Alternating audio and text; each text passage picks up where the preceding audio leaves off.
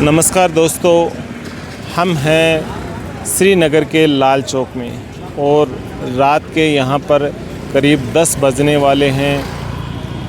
यहाँ हम आए हैं 10 साल बाद हो रहे विधानसभा चुनावों के लेकर। पहली बार 5 साल के लिए हो रही इस विधानसभा चुनावों को लेकर हम यहाँ देखने आए हैं, जानने आए हैं कि लोगों की क्या समस्याएं क्या है। ये जो जगह है लाल चौक, इसका अपना एक महत्व है। कहा जाता है कि कश्मीर का मौसम और राजनीति कब किस कदर बदल जाए किसी को पता नहीं होता है। और ये जो जगह है श्रीनगर में सबसे महत्वपूर्ण जगह है लाल चौक, क्योंकि यहाँ पर राजनीति, आंदोलन और आतंकवाद तीनों का यहाँ पे प्रभुत्व रहा है समय समय के ऊपर।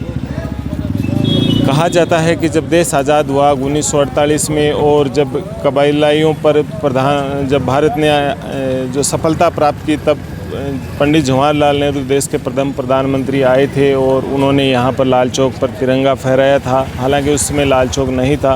एक 1980 में बजाज इलेक्ट्रिकल्स ने इस चौक का निर्माण किया है और लेकिन इसी जगह पर इस जगह का अपना एक महत्व है और यहाँ पे उन्होंने भारत का तिरंगा फहराया था। तो इसको लेकर जो तमाम तरीके की बातें हैं ये हम देखेंगे और कुछ जानेंगे स्थानीय लोगों से भी कि इस जगह को लेकर क्या वो सोचते हैं। और ये कहता हूँ मोदी साहब का बहुत शुक्रगुजार हूँ जिन्होंने टूरिस्टों को बोला वहाँ पे आप जाइए, कश्मीर घूम कर आइए। वहाँ पे बहुत बड़ी खूबसूरत है, लोग भी बहुत अच्छे हैं। यहाँ पे हम मेहमान नवाजी बहुत अच्छी तरह से लोगों से टूरिस्टों के साथ करते हैं। सो टूरिस्ट फिर आगे बात पहुँचाते हैं, नहीं हम बहुत अच्छी जगह पर पहुँचे, लोग भी बहुत अच्छा है यहाँ पर। अब मैं दूसरी बात आपके साथ कहना चाहता हूँ। अभी जो कैंपेनिंग हो रही थी आज तक, आज लास्ट डे था, डोर टू डोर, मतलब जो भी इलेक्शन में पार्टिसिपेट कर रहे हैं वो डोर टू डोर जा रहे हैं। वो लोगों से बोल रहे हैं हमें वोट दे दो, हम वोट दे, हम आपका सेवा करेंगे, जो भी मसला होगा हम हल करेंगे।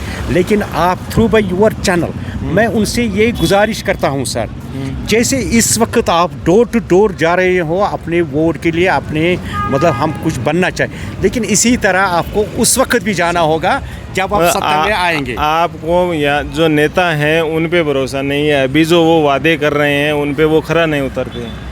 नहीं, मेरे वो कहने का मतलब नहीं है। हमें हर किसी पर भरोसा है। अच्छा। जिसने भी पॉलिटिक्स में हिस्सा, सब पर भरोसा। लेकिन मेरे कहने का मतलब ये है जो जीतेगा चाहे वो MLA बनेगा, मिनिस्टर बनेगा, लेकिन मेरा कहने का मतलब ये है जैसे इस वक्त वो डोर टू डोर जा रहे हैं, मतलब मेरे हक में वो पूरे 5 साल आपकी खैर खबर लेते रहे हैं। जैसे इस वक्त जाते उस वक्त भी वो जाना चाहिए अपनी कॉन्स्टिट्यूशन में कोई प्रॉब्लम तो नहीं, कोई मसला तो नहीं है, सड़क का मसला मत है, लाइट का मसला, कोई प्रॉब्लम तो। ये मेरी गुजारिश है उनसे, जैसे आप इस वक्त आप डोर टू डोर जा रहे हैं वोट मांगने के लिए, जब आप जीतोगे उस वक्त भी ऐसा ही जाना चाहिए। 10 जो बिना विधानसभा के नेताओं के 10 साल का जो समय गुजरा वो कैसे, उस समय आपकी किसने मदद की? बीच में कोविड काल भी, कोरोना का भी समय आया। कोविड में हमें मतलब सारा जो यहाँ पे इनकम ऑफ सोर्स है वो टूरिज्म का है, 99% टूरिज्म के ऊपर डिपेंड था। लेकिन उस वक्त कोविड में हमें बहुत मतलब मुश्किलात का सामना करना पड़ा क्योंकि सब बंद रहा। कोई एक time, let me tell you clear sir, कोई एक टाइम खाना खाता था, कोई नहीं खाता। अब यहाँ पे कश्मीरी वो लोग नहीं, ये समस्या तो जब 370 लगी तब भी आई होगी कि भी सब कुछ बंद हो गया था। जब 370 लगाई थी तब भी बंद हो गया था। हाँ, उस वक्त भी बंद हो गया था, मतलब कोविड में भी बंद हो गया था। लेकिन मतलब बहुत महीने बंद रहा, हमें मुश्किलात का सामना बहुत करना पड़ा। तो किस तरीके से यहाँ के लोगों ने गुजारा किया है? 370 हटाने के बाद अब क्या लग रहा है आपको यहाँ पे?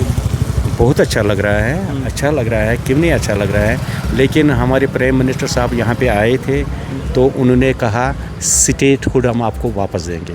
हमें पूरा उम्मीद है, आपने वो सुना, हमें पूरा उम्मीद है हमारे ऑनरेबल प्राइम मिनिस्टर साहब हमें स्टेटहुड वापस देंगे। जो स्टेट के जो दर्जा यूटी बना दिया, दर्जे की जो बात है सरकार ने बनाया, अब सरकार कह रही है दर्जे के, अब आश्वासन दे रही है, कांग्रेस भी दे रही है, NCP की भी यही मांग होगी, सभी इस मसले पे सभी शायद एक मत हैं। हाँ, कोई भी आपको लग रहा है कोई सरकार ये कह रही है कि हम दर्जा नहीं देंगे? नहीं, ऐसा कोई सरकार नहीं बोलती, हम दर्जा नहीं देते। कश्मीर का विकास और कैसे हो सकता है, ये और अधिक कैसे चमन हो सकता इसमें और डेवलपमेंट करना पड़ेगा। इसमें जो हमारे फूड ग्रोवर्स यहाँ पे है उनकी तरफ ध्यान देना चाहिए। ये हाउस बोट इंडस्ट्री है उनकी तरफ ध्यान देना चाहिए। होटल इंडस्ट्री है उनकी तरफ ध्यान देना चाहिए। मैं फिर से आपको कहता हूँ, मतलब लाल चौक ऐसा बन गया, जो भी टूरिस्ट कश्मीर में आ रहा है घूमने के लिए, पहले वो अगर वो पहले दिन वो लाल चौक आते ये हैं। बताइए हमें कि ये जो लाल चौक है ये कश्मीर में सबसे महत्वपूर्ण क्यों है, क्यों ये चर्चा में रहता है अक्सर?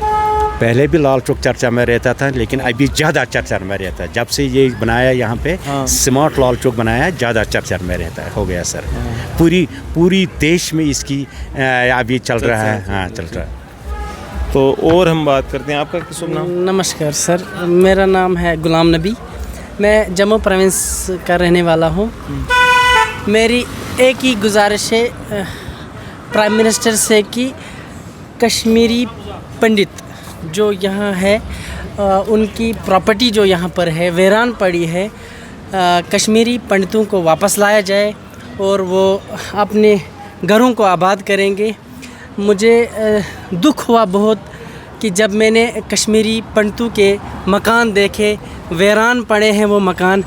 मैं उन मकानों को देखकर बहुत बुरा फील हुआ मुझे कि कश्मीरी पंडित यहाँ से गए हैं। उनका पुनर्वास होना चाहिए। तो आपका शुभ नाम क्या है? मेरा नाम है गुलाम नबी शाह। तो कहाँ से हैं आप? हम जम्मू प्रोविंस से हैं। अच्छा। किश्तवाड़ से, डिस्ट्रिक्ट किश्तवाड़ हमारा पड़ रहा है। तो मेरी अपील है प्राइम मिनिस्टर से कि कश्मीरी पंडितों को इंसाफ दिया तो जाए। जम्मू से आप यहाँ घूमने आए हैं या यहीं पे रह रहे हैं? हाँ, घूमने आए हैं हम सर। अच्छा। तो मेरी अपील है कि कश्मीरी पंडितों की जो वीरान प्रॉपर्टियाँ हैं यहाँ पर, उनको आबाद किया जाए, उनको वापस लाया जाए। और बस बाकी जो लाल चौक को देख के कैसा लग रहा है? बहुत अच्छा लग रहा है लाल चौक को देखकर।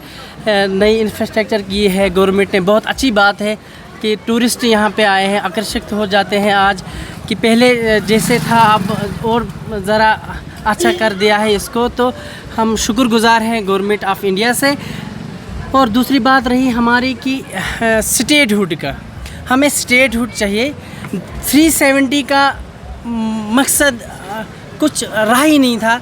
हमारे जो भी यहाँ पर ये चीफ मिनिस्टर बनता था, वो या एमएलए बनते थे, वो उनके लिए प्रोटोकॉल था। सिर्फ गरीबों के लिए 370 कुछ भी नहीं था, ना कुछ रहा था इसमें तो पहले इस 1954 में तो वज़ीर आज़म को हटाया गया था हमारे कश्मीर से। तो उसके बाद कुछ रहा ही नहीं था 370 से। तो मुझे नहीं लगता है कि हम 370 पे कोई लड़ाई करें। हमें एक तो नंबर 1 हमें लड़ाई करनी है यहाँ के बेरोज़गार जो हैं, यहाँ के बेरोज़गार, बहुत बेरोज़गारी बढ़ी है, तो उस पर बात करें। और स्टेटहुड मेन मसला है, स्टेटहुड का। हमें स्टेटहुड वापस, स्टेटहुड के लिए तो सरकार ने कहा है, बीजेपी कांग्रेस सभी सरकारें कह रही हैं, सभी सरकारें कह रही हैं स्टेटहुड। ये हमें बहुत फील होता है कि हमारे स्टेट को यूटी बनाया गया है पहली बार वर्ल्ड के अंदर। ये पहली बार है कि हमारे स्टेट को ये यूटी बनाया गया है। और बाकी बीजेपी सरकार ने बहुत अच्छा काम भी किया है। ये नहीं है कि हम नहीं बोलेंगे कि बीजेपी सरकार ने कुछ नहीं किया, कल मरना है। हम सच बोलते हैं कि बीजेपी सरकार ने भी बहुत किया है, लेकिन पुरानी सरकारों ने क्या किया है कि यहाँ पर जो पुरानी सरकार थी, एनसी थी, पीडीपी थी, बीजेपी थी, एनसी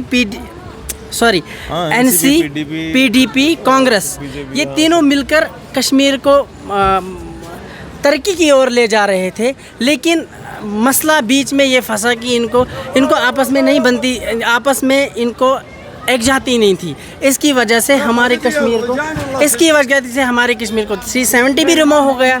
इन्हीं की वजह से हुआ 370 रिमूव, नहीं तो हमारे स्टेट को कुछ भी नहीं होता, न 370 हटाया जाता। क्योंकि इन्होंने ख़ानदानी राज चलाया, यहाँ पर ख़ानदानी राज चलाया, तो उसकी वजह से यहाँ पर थोड़ा सा 370 हट गया। और 370 में रहा ही नहीं था, कुछ भी नहीं रहा था 370 में। मेरी अपील है मोदी जी से कि हमारे कश्मीर